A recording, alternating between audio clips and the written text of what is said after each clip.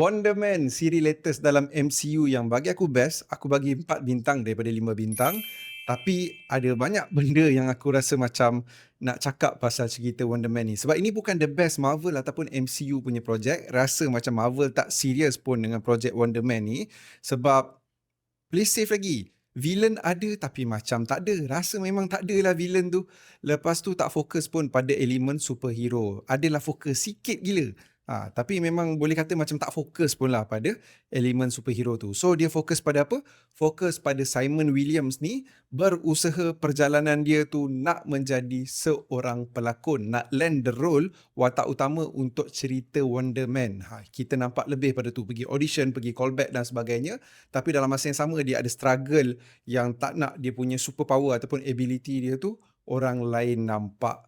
So daripada segi backstory walaupun tak curate dengan komik, aku rasa deliver je. Tapi aku tak rasalah orang yang macam hardcore fan MCU ke orang lain ke nak betul-betul invest dengan Wonder Man ni sebab tak rasa serius. Apa yang aku suka pasal cerita Wonder Man ni, chemistry antara Simon Williams dengan Trevor memang baik. Color grading yang diorang gunakan pun untuk siri Wonder Man kali ni memang cantik. Aku suka, kenalah dengan vibe-vibe LA tu. Walaupun macam tak ada villain, tak fokus dekat elemen superhero, tapi as a drama, story dia best. So aku just harap lepas ni MCU punya series lebih serius lah, tak play safe.